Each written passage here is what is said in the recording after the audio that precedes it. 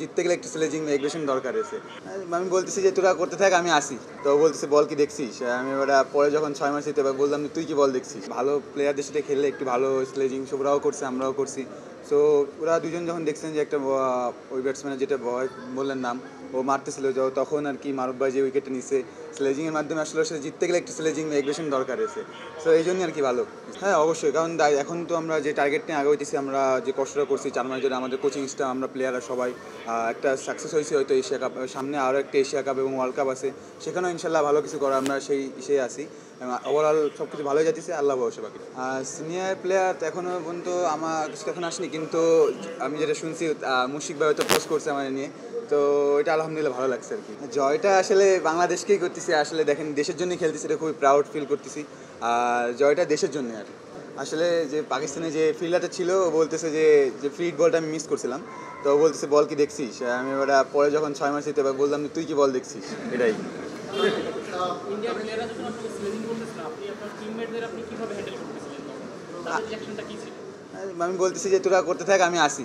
হ্যাঁ অবশ্যই, একটা এশিয়া কাপ জিতছে, একটা কনফিডেন্ট ওভারঅল। আর আপনার যদি দেখেন পাকিস্তান বা ইন্ডিয়ার মতো টিমরা যদি হারান, আরও একটু কনফিডেন্স থাকে। আর ইনশাল্লাহ এই কনফিডেন্স ধরে রাখার চেষ্টা করবো। সামনে আমাদের এশিয়া কাপ বললাম যে এশিয়া কাপ যেগুলো আছে সিরিজ এবং ওয়ার্ল্ড কাপ আছে, সেগুলো আমরা ভালো করার চেষ্টা করবো। এটাই সেটা দেখেন যে আন্ডার 19-এর পরে এইচপি বা আমাদের যে টাইগার্স টিম আছে বা বিপিএল যে শুরু হয়, এখানে প্লেয়ারেরই বলবো, আমরা বিসিবি অনেক কিছু আমাদের জন্য করে। আর আমরা যেভাবে গড়ে উঠেছি জয়সওয়াল, আসলে এটা হয় আমাদের প্লেয়ারও যে দেখেন যদি 19 আমরা যে ওয়ার্ল্ড কাপ চ্যাম্পিয়ন, বাংলাদেশ টিমে কয়টা প্লেয়ার খেলতেছে, এখন দেখেন অনেক বড় বা বেশি প্লেয়ারই খেলতেছে। তো সেই হিসেবে যদি আমরা প্লেয়াররা ভালো করতে থাকি এবং যেটা চালাই থাকি, আমরা ইনশাল্লাহ ভালো কিছুই হবে। দলে আরও দুজন তামিম আছে, তারা সবাই ওপেনার। আপনি এশিয়া কাপে ওয়ান ডাউনে ব্যাটিং করেন, ভবিষ্যতে আপনার ইচ্ছা কি ওয়ান ডাউনে ব্যাটিং করেন নাকি এটা দেখেন যদি টিমে যা দেশের জন্য যা প্রয়োজন হয়, সে একটা কথা কি টিমের জন্য যে জান দিতে রাজি আছে দেশের জন্য, সো যেখানে করা হবে আমি সেখানে করতে রাজি আছি।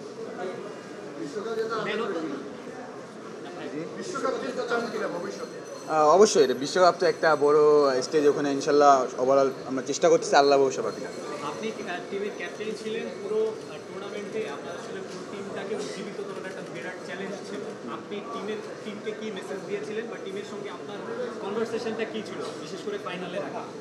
দেখেন ওদের ব্যাটসম্যান, আমরা যে অ্যানালাইসিস, আমাদের যে অ্যানালাইসিস কোচরা আছে এবং সব কোচ ওভারঅল সব তাদেরকে আমরা রিড করছি প্রথমত, এবং ম্যাচের আগের দিন থেকে আমি শুধু জাস্ট বলছি যে ওদের সাথে জিততে হলে একটাই বিষয়, যে কে সামনে কে দেখার দরকার নাই, তুই খেলতে থাক, তোরা প্ল্যানে আগে থাক।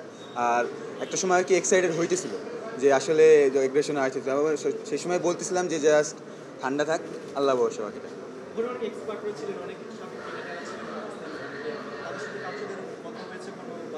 না।